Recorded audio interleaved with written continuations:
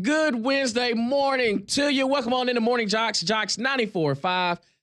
Damian Mitchell alongside Conrad Van Order. And we know what we got on Saturday. Alabama hitting the road, heading to the Vanderbilt Commodores. Auburn hitting the road for the first time to take on the Georgia Bulldogs. But believe it or not, we had baseball action last night, Conrad. The playoffs have officially started in Major League Baseball. And I think Choptober may be rather quick, maybe a quick trip this year. Yeah, I can't imagine rooting for a team that doesn't win their division. So I can't relate to it, but I know there's a lot of Braves fans out there that are struggling. But I mean, my team doesn't play until this weekend. So. Right. Yeah. You know, just sitting nice, sitting pretty. That's right. Who do you think y'all are going to end up playing? Who do you think the Yankees are going to end up playing? Looks like the Royals after last night. How about those doggone Royals? Yeah, they were impressive, and so the Braves fans. I'm sorry I'm about to say this, but I can't remember what game I was watching where they threw this stat out there, but obviously in a 3-game series, winning the first game is incredibly important. It's important. But in Major League Baseball, now granted they've changed kind of the format of the playoffs a lot here in recent history. But since they've moved to that 3-game format, 88% of the time, if you win the first game, you win the series. So that's, I mean, I thought it was going to be high, like 70%, maybe 75. 88. 88%? You're what we call a lock. Almost getting an A on that if it's a test. That's pretty good. So it doesn't mean Braves can't do it. Right. But it's unlikely. The odds are not in your favor. They're not. They're not indeed. And speaking of MLB wild card, you know what, Conrad? Let's just do what we do every single morning. This is what we call the Rip and Read.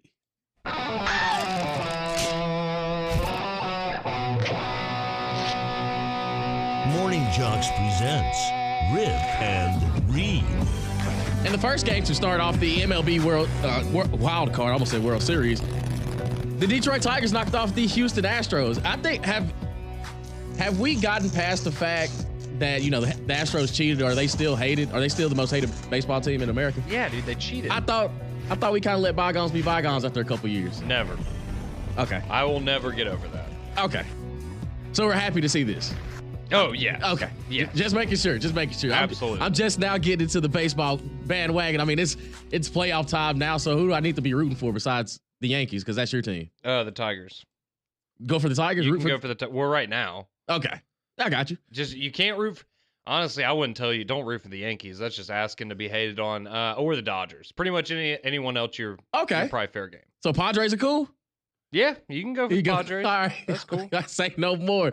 And also the second game of the MLB, especially on the AL side, the Kansas City Royals knocked off the Baltimore Orioles 1-0. On the NL side of things, the New York Mets, they locked in a little bit, knocked off the Milwaukee Brewers 8-4. And then for the nightcap, the San Diego Padres knocked off the Atlanta Braves 4-0. Yeah, that was not especially in the Braves game, Tatis comes up, hits a two-run home run the first inning. That was it, honestly. I mean, you didn't need anything else after that, but I'm glad to see that the Juan Soto trade played out really well for the Padres because Michael King, their pitcher last night, he was part of that deal that they made with the Yankees, and he came over in that deal for Juan Soto. He was incredible last night. 7 innings, 10 strikeouts, no walks. I saw he is I think one of only 5 pitchers in MLB postseason history to ever have a line like that. 7 innings pitched, 10 strikeouts or more and no walks. That's absolutely remarkable.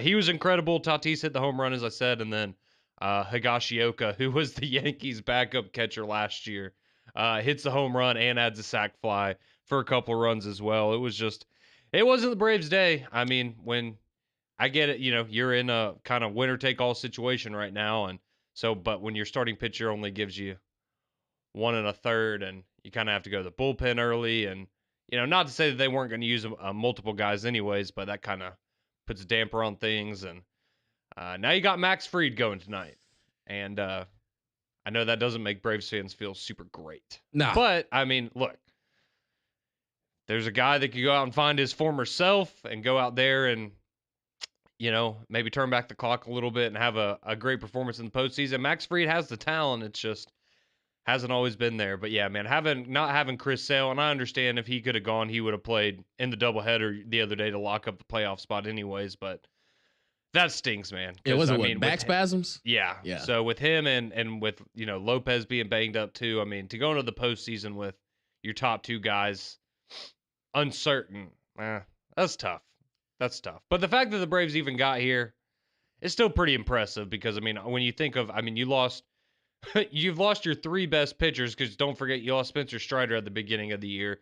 You've been without Acuna for large parts of the year. You've been without Austin Riley.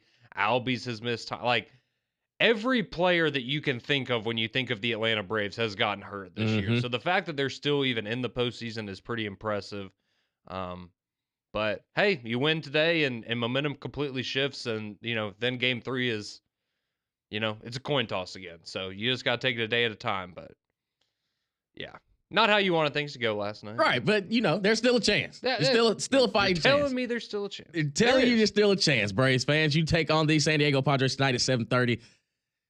Listen, it's there for it. And to Conrad's point, for everything that you've had to accomplish, had to deal with, and still find yourself in this position, hey, more power to you. Chop on, baby. Chop on. We're all Braves fans tonight. Ain't that right, Conrad? No. Okay, never mind. I mean, I'm not necessarily rooting against them, but. Fair enough. I'll tell you who you are rooting against. That'd be the Vanderbilt Commodores because they're taking on the Alabama Crimson Tide this weekend. And just look at the SEC slate of games on the weekend. At 11 o'clock, we have Texas A&M taking on Missouri. And how about Texas A&M being a 2.5-point favorite at home? Something's Vegas is telling me I got to see what they're looking at.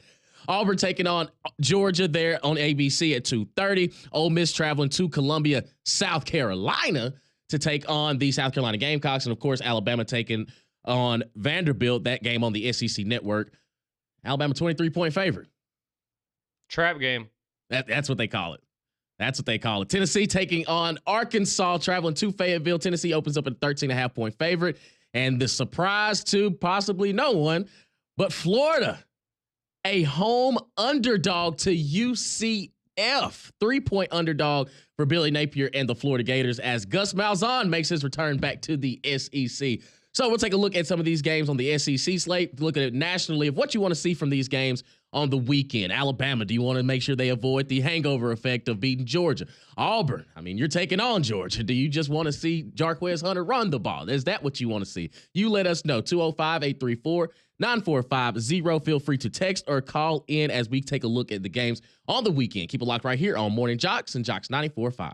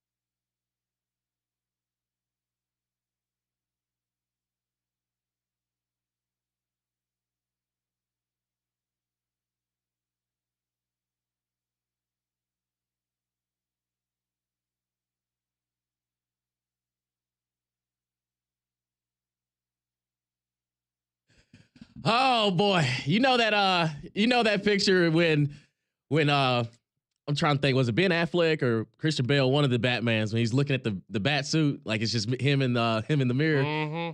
Every time I hear this song, this is exactly how I feel. Like it gets me. That song is "Party Monster" by The Weeknd. If anybody wants to listen to it and at your leisure, it's 20-year-old Damien. Oh boy. But that school doesn't exist anymore, so I have to erase those memories from my existence. Welcome back in the Morning JOX, JOX 94.5.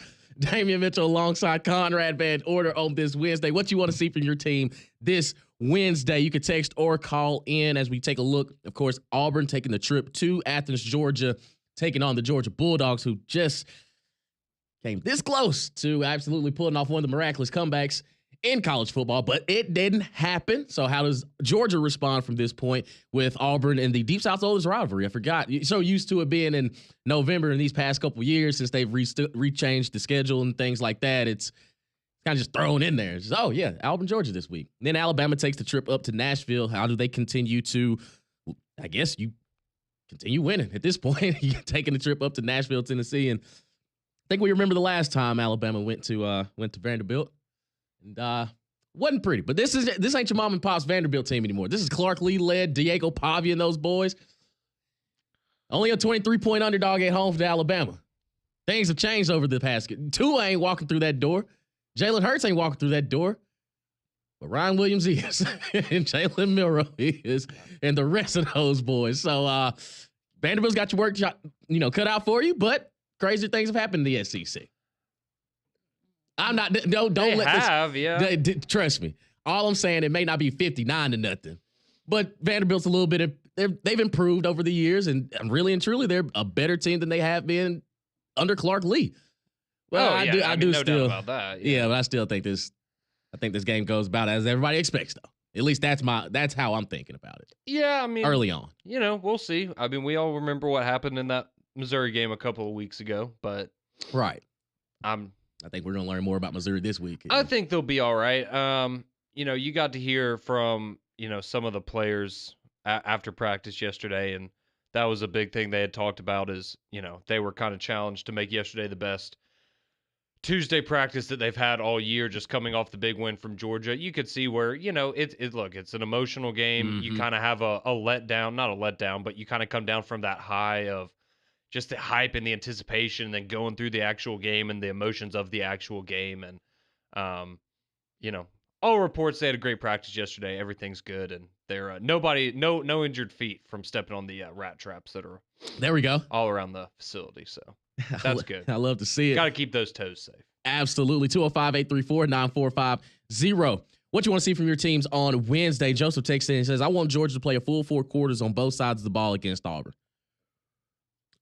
Yeah, because I think after this Alabama game, if you go back and watch it, and there's no telling how many times I watched this game, and each time I can just come back with another takeaway of just how smart Kalen DeBoer is. That first half was just a work of true football art, of just the play calling, the play design, defensively. Really, Carson Beck in the first half looked absolutely scared. I could not understand. It's like, man, what is this guy looking at?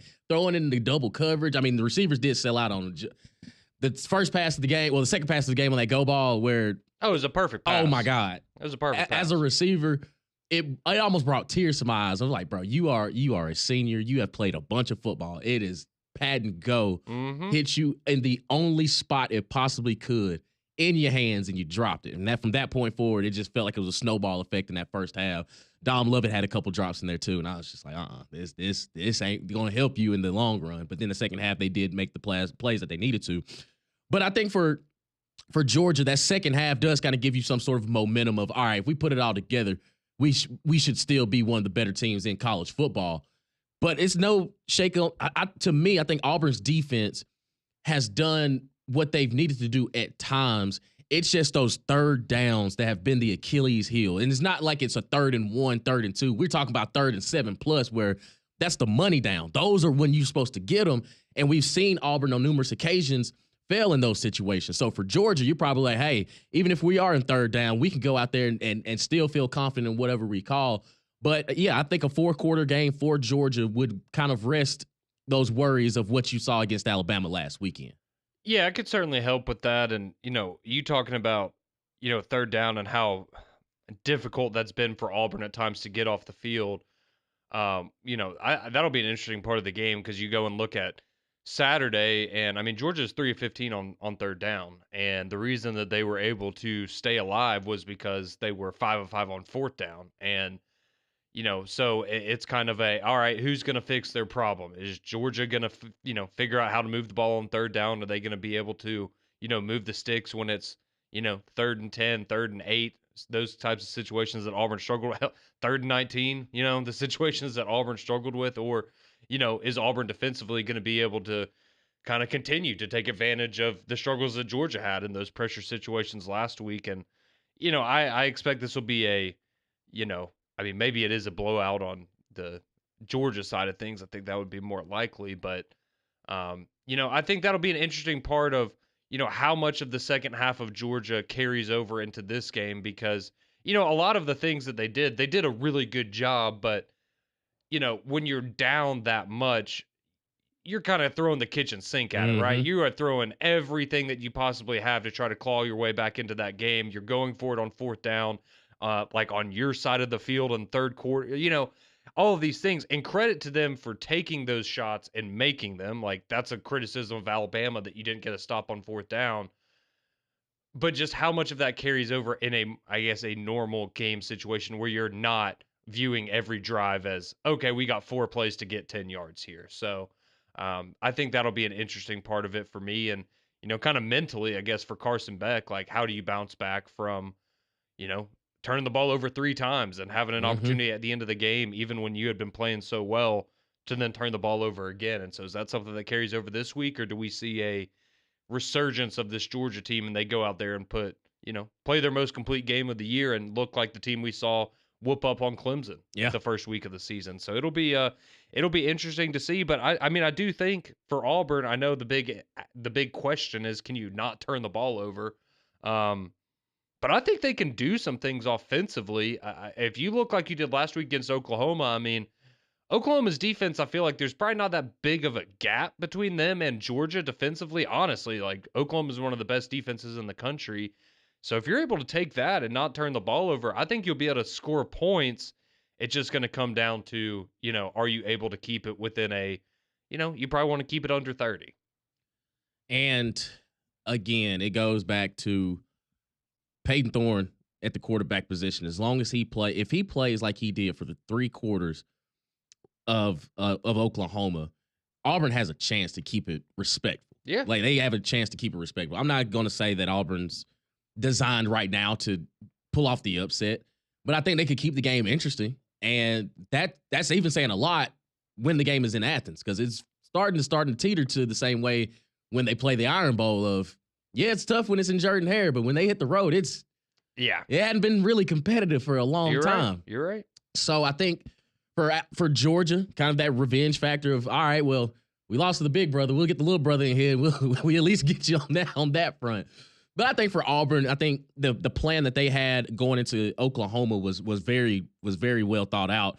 I want to see these young guys, I want to see these young receivers truly step up. And Cam Coleman, to me, of course, watching Ryan Williams on Saturday and everything that he was able to do for Alabama, it just feels there's a lot more to be desired from Cam Coleman. And I think there was a lot of praise coming into the season of how good he could be. But when you're dropping, when you have consistent drops, and got to make the routine plays before you can make the big plays. And these aren't just say, because he's a freshman. It's like, no, this is lack of focus. He's running across the field, and it goes back to the first interception, the only interception Peyton Thorne threw when he came in for Arkansas. If you keep running, you catch that ball in stride and you hauling it, like you're going to the end zone. And then the first drive against Oklahoma, it's a simple curl route, bro. You have to catch that. There's no ands, ifs, or buts about it. Now, you did make the spectaculars, but you got to be able to make the routines, and you can't just blame that on him being a freshman. You are a receiver. If it hits these two, he makes those catches 100 times out of 100 in practice. Yeah, and again, he's young, so he's gonna figure it all out. But I do like what they're doing with Malcolm Simmons. I think he's kind of been their Swiss Army knife. You know who he reminds me of?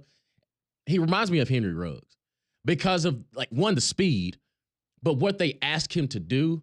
They're not asking him to be just like the guy that goes across the middle. They're not asking him to do all that. They're finding, speed sweeps. They're hitting him on bubbles, and they're busting him over the top. Like, I think that his skill set for how to utilize his speed has been taken care of.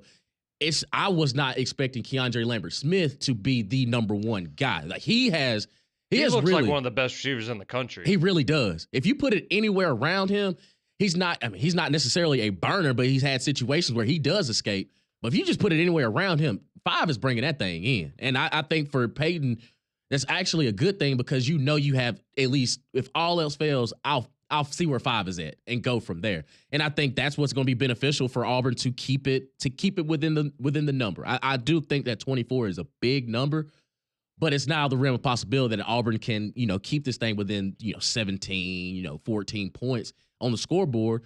But you're gonna have to ask Georgia to make some mistakes too in order for that to happen. Yes, I do agree with that. I think one thing that maybe, makes you feel better or have more optimistic, even if you're, an Auburn fan that doesn't think you're going to win the game, but it's going to at least be competitive, is, you go back to that game last year and, there were mistakes on both sides. And I know that, the interception at the end of the game was, left a sour taste in a lot of people's mouths, but you look at the end of that game and what Brock Bowers did for Georgia, and, at least now if you're Auburn and you get into a situation where, let's say it's the fourth quarter and it's a one possession game or something like that, and you're still in this thing, Georgia doesn't have somebody on the other side of the field right now, at least, that can just be that safety blanket that, the ball is going to them, and Mike Bobo can essentially say, we're going to give that ball to that guy 3 or 4 times. We're going to march down the field, and we're going to ice this game. And you don't have that threat the way that you did last year, because that's really what it was. Like, I thought they did a pretty good job of containing Brock Bowers for good chunks of that game last year. But for players that are that good, it's really a matter of when they're going to break through and when they're going to make those big plays. And it was late in the fourth quarter on that final drive for Georgia, and it was just give the ball to Brock and let him do his thing. And, so now at least if you're DJ Durkin and that staff, you have to maybe feel a little bit better that there isn't that go-to, that dominant force on the offensive side of things for Georgia. That doesn't mean they don't have guys that can hurt you, or they don't have a guy that can go out there and make some big plays on Saturday. And, we kind of start looking at them as that go-to guy for Georgia for the rest of the season. But at least right now, you have to feel good that if you can just go in there and, put some pressure on Carson Beck like we've seen Alabama do. That's the big thing, is make him uncomfortable. And he's liable to make some mistakes, and he doesn't have somebody that it seems like can bail him out at times like he did last year. So maybe that's something that gives you optimism if you're Auburn. And I would expect that, I would expect DJ Durkin to be pretty aggressive defensively this weekend. And I think what you saw from his linebackers against Oklahoma probably gives him a lot of optimism too. With DeMarcus Riddick, a guy came in as a freshman, he looks good. Keldrick Falk, he's looked like the best defensive player they have at times. Jalen McLeod off the edge, he's been good. And I think one of the biggest question marks is your secondary, because you're asking them to go man when it's probably not their best situation. It's not the best thing that they're good at. And Georgia's got the guys at the receiving core that can really be game changers. So I'm interested to see how much man he truly goes this week. And that means you're probably going to dial up some pressure. Like you said, make Carson Beck uncomfortable because he had to speed up the process a little bit. So I think for Auburn, again, I'm not going to sit here and try to say that it's going to be an upset, but I do think that they can keep it. They can keep a puncher's chance all the way through. It's just, can you sustain that for 4 quarters on top of finding a way to give Jarquez Hunter the ball? 205-834-9450. That'd be smart. Yeah, Damian Mitchell, Conrad Van Order, and you as well. What do you want to see from your teams on Saturday? Of course, with Alabama taking the trip to Nashville, Tennessee to take on Vanderbilt, Auburn taking on Georgia, and other games across the SEC. We want to hear from you, 205-834-9450. You can text or call in. Keep it locked right here on Morning JOX and JOX 94.5.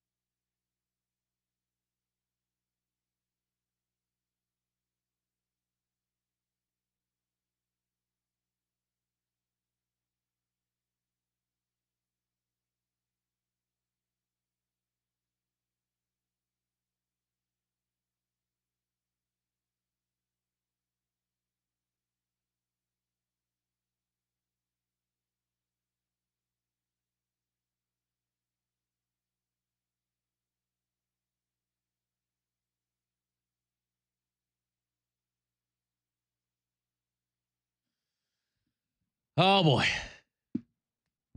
Hey, man, what's the name of this song? This is The River by Imagine Dragons. Again, before they were bad. It's a nice little vibe right there, dog. I ain't gonna lie. I'm telling. Imagine Dragons' first album is really good. Everything after that, no. Yeah. A lot to be desired. Don't catch me listening to that. Welcome back into Morning JOX, JOX 94.5, Damian Mitchell, Conrad Van Order, and you as well. And what you want to see Wednesday. We just asked you what you want to see from your teams over the weekend and how do you think these games are going to go. And we've been getting a lot of text messages, a lot of calls. 205-834-9450 had text messages come in and says, with Alabama, I want to see them use the running backs in the running game more. Just another advantage they would have. That teams would have to prepare for. I agree. And I think Jam and Justice just kind of with the game plan kind of went for Saturday. I thought it was kind of cool getting Jeremy Bernard involved in some of the speed sweeps and some of the actions, getting Georgia running side to side. But I think you'll probably see a little bit more ground and pound with Justice and Jam this week because Vanderbilt's front seven, they're good, but I mean this with no disrespect to Vanderbilt, but I don't think they're Alabama good. I think they could probably make some, a couple plays here and there, but I think when it comes down to it, it's if Alabama needs to lay the hammer down, it'll get there. I think they'll get there. Again, just trying to be respectful as I can. And also you have a quarterback that can run the ball pretty successfully as well, as we saw. Yeah, I mean, I think Vandy can do some good things on Saturday. I would be shocked if they won, obviously, but yeah, I mean, they could cause some problems. Pavi is good. Yeah. Alan texted in. He says, I told my coworkers after Western Kentucky that it would be tough to stop this Alabama offense from scoring 40-plus per game. They got 41 on Georgia. Do you see anyone stopping them? No, I don't. Besides 1 week where it could be interesting.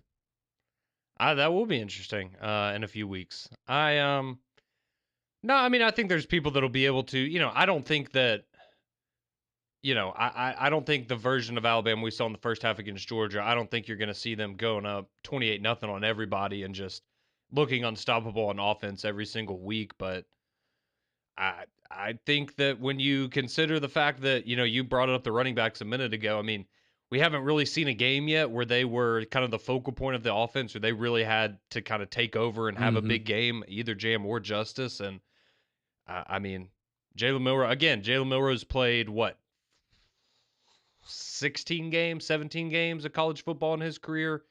Ryan Williams has played 4. The things can continue to get better. It doesn't mean it's going to be perfect every week, but I think that's, for me at least, that's the most exciting part of this is they look this good this early in the season. So what are they going to look like 2 months from now?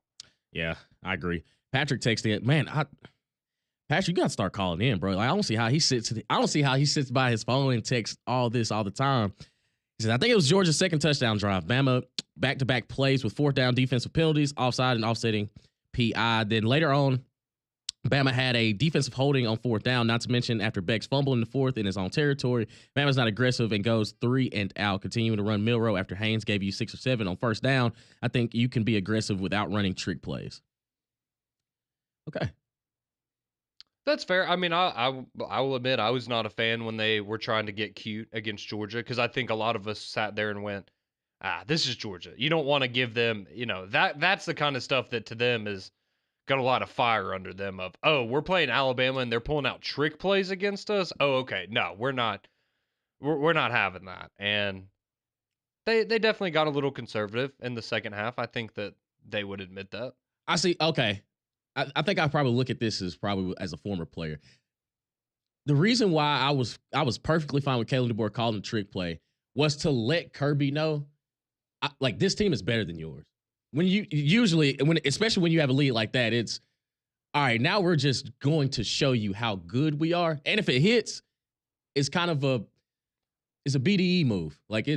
Oh, yeah. I mean, if you score a touchdown on that, or when they try to do the flea flicker, right. If you score a touchdown on that, yeah, I mean, that's a dagger right there. Yeah, it's the big ones. Oh, I get why you did it. I totally understand that part of it. I guess I was just saying, from my perspective, I'm sitting there why are we doing it now? Yeah, why are we doing it now? But, yeah, it's, it's one of those things about being a coach, right? There's so many times during a game where if you call a play and it hits, you look like a genius. Right. And when it doesn't go your way, everyone's going to call you out and criticize you. You know how I look at this the same way I looked at Josh Heupel hitting that onside kick against Kent State up 37-0. That's exactly how I looked at if you don't hit it, you look like a... Yeah. And if you do hit it, it's like, oh, man. You look like a jerk. And then, you still look like a jerk kind of even when you hit it, but you look like a smart jerk. Yeah, right. Let's go to the phone lines. Let's have some fun with y'all guys. 205-834-9450. Pause. Let's go to Don. Wants to talk to us this morning. What's going on, War Down, Don? Hey, good morning, guys. Another great Tuesday at Social Taco. And shout out to our new members up on the terrace, to BB and Daryl. Good meeting y'all yesterday. And welcome to our little family up there. It's a good time. Always is a good time up there. I'm glad to see you showing your true colors yesterday, supporting the Gators, Don. You know what? I was laughing because I see Damien's got his Florida Gators shirt on today, Conrad. Oh, yeah. He said he wanted to match. No, I didn't. Well, you know what's funny about that? I've probably had about 20 of my friends reach out to me and goes, "Why are you wearing a Florida Gator shirt? What are you quitting on Auburn?" And the answer is no, I'm not quitting on Auburn. That was just out of respect for my good new friend, PG, man. That's all that was. I was about to say, I know things haven't been great on the Plains, but they're not Florida bad right now. Wait a minute. I just thought about something. I just hit my mind because now I realize who Florida's playing. Didn't you say you wanted Gus Malzahn back and you're wearing a Florida shirt this week?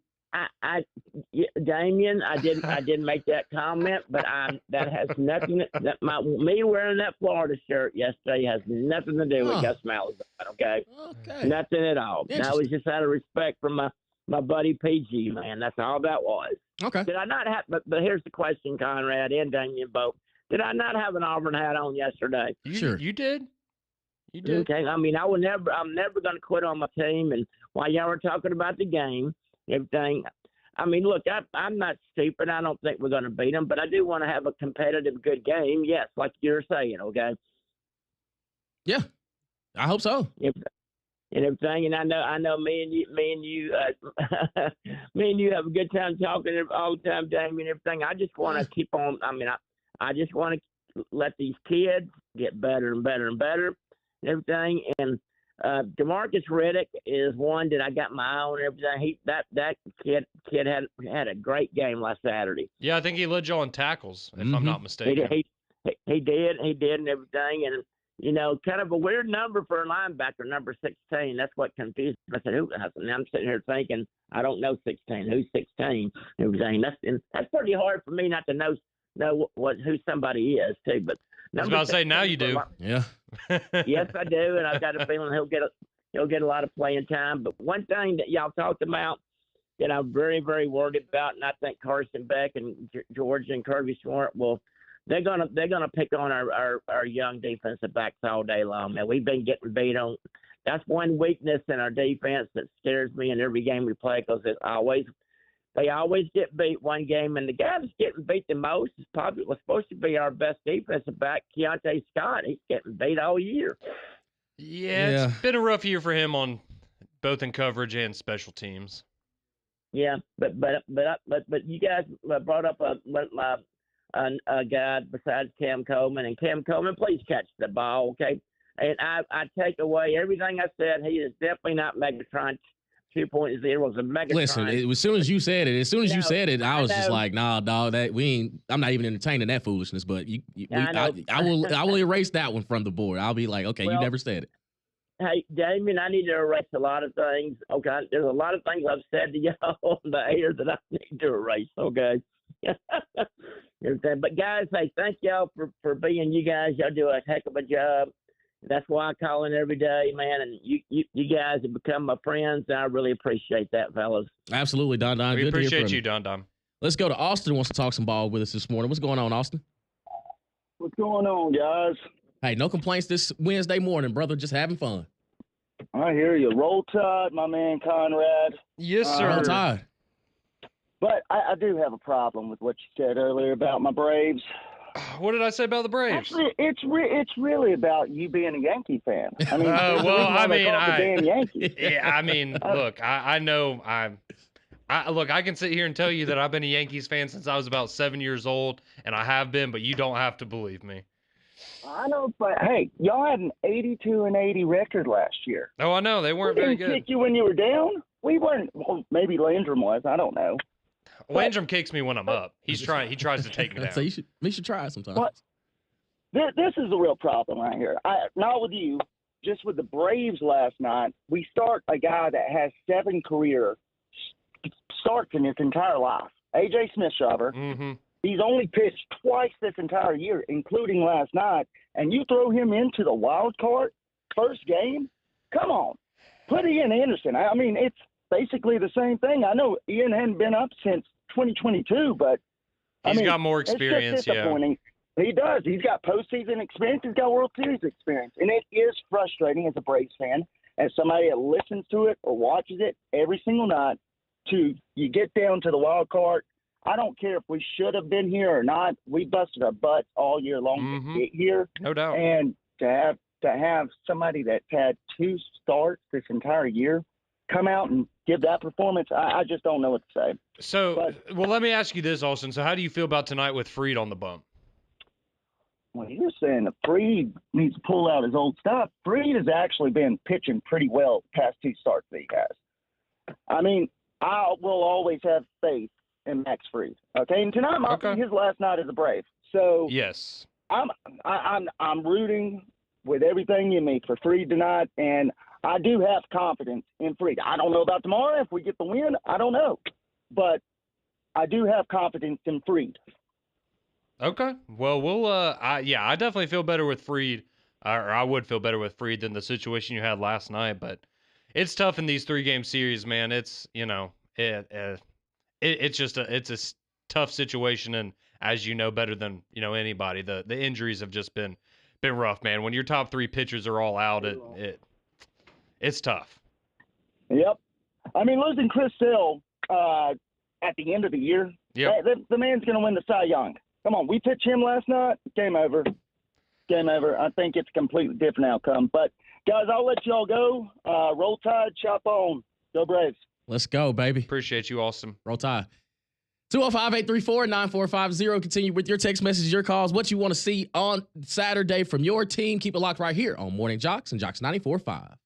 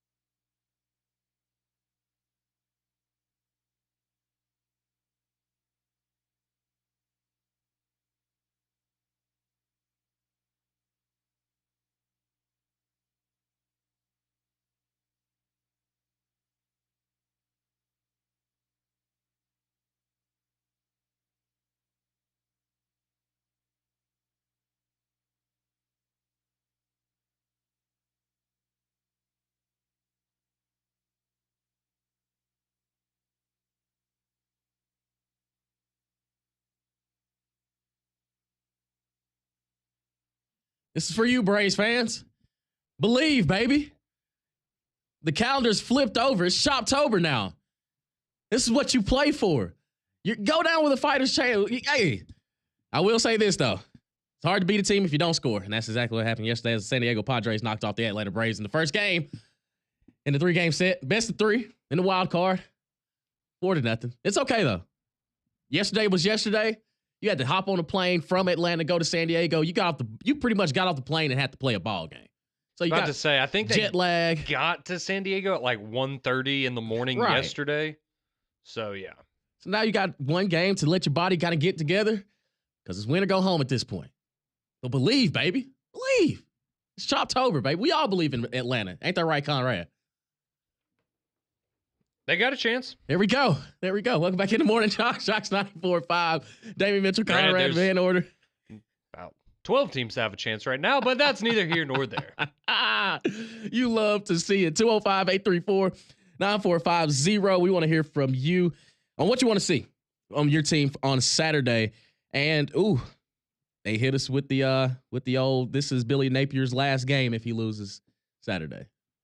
Thought we died down for at least a week. I thought we were good steering clear of this last week. And now look at us.